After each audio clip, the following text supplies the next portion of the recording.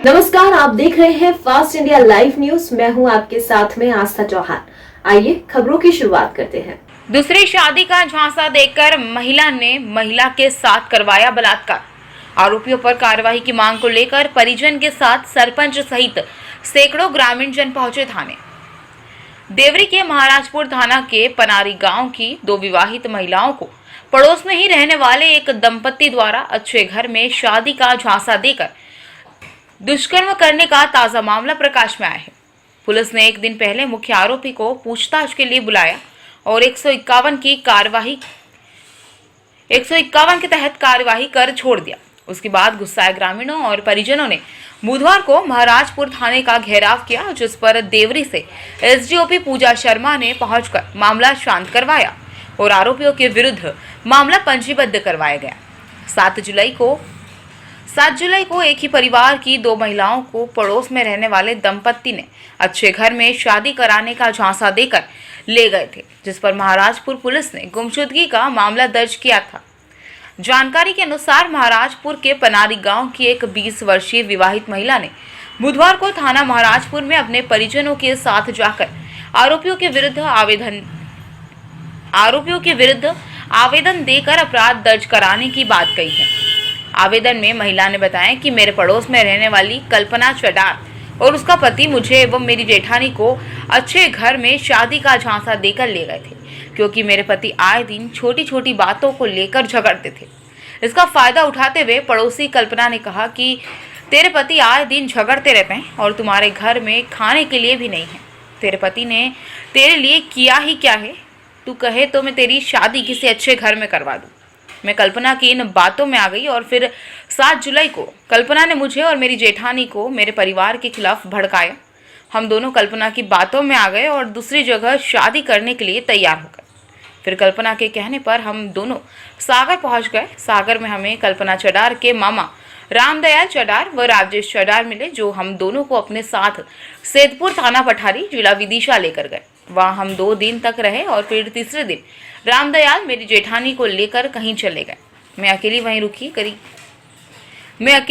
रुकी रही। करीब 3 दिन के बाद कोई नहीं आया तो मैंने कल्पना को फ़ोन लगाया कि मामा अभी तक जेठानी जी को लेकर नहीं आए, और कल्पना ने कहा कि तुम्हारी जेठानी जी को अच्छी जगह पर सेट कर दिया है, तुम चिंता मत करो, तुम्हें लेने के लिए भी हम किसी को भेज रहे हैं। मैंने कल्पना से कहा कि मुझे अपनी जेठानी से बात करना है, तो किसी ने मेरी बात नहीं कराई और इस दौरान रामदयाल अकेले घर आया तो मैंने पूछा कि मेरी जेठानी जी कहाँ हैं, तो रामदयाल ने उसे राजस्थान में बेचने की बात कही और घबराकर मैंने अपने पति मोहन को फ़ोन किया और बताया कि मैं सैदपुर में हूँ।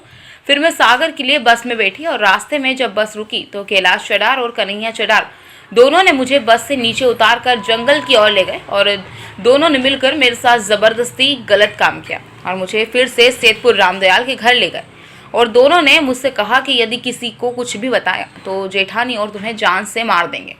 फिर दिनांक 17 जुलाई को मेरे जेठ रेवाराम महिरवार पुलिस को लेकर सैदपुर पहुंचे और मुझे घर ले आए, लेकिन मेरी जेठानी जी उनके पास अभी भी है, तो डर के कारण पुलिस को कुछ नहीं बताया और मेरे परिवार वालों ने घर पर मुझे जेठानी जी के बारे में व मेरे साथ हुई घटना के बारे में पूछा, जो मैंने डरते हुए 20 जुलाई को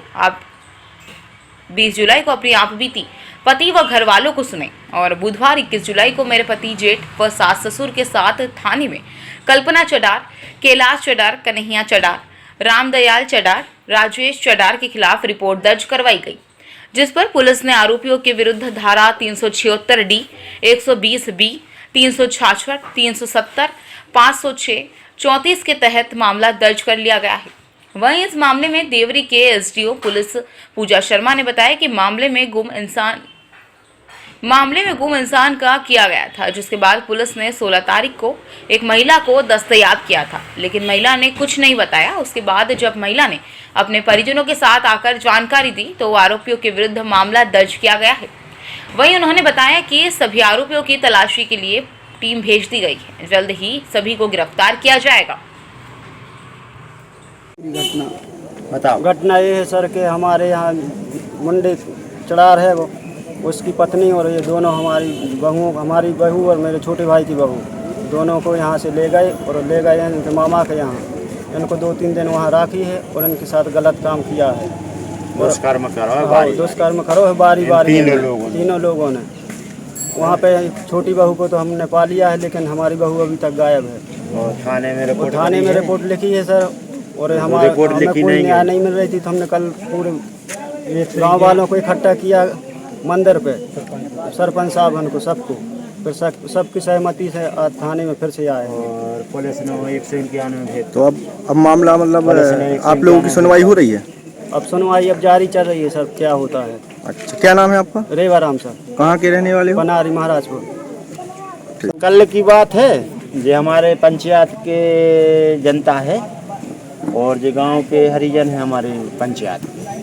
तो कल इन लोगों ने गांव में सब गांव वालों को इकट्ठा किया मंदिर पे, राम मंदिर पे।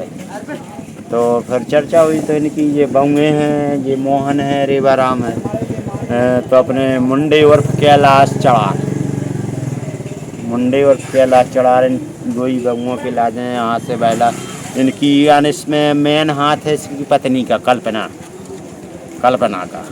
तो कल इकट्ठे हुए, फिर आज हम लोग आए थाने।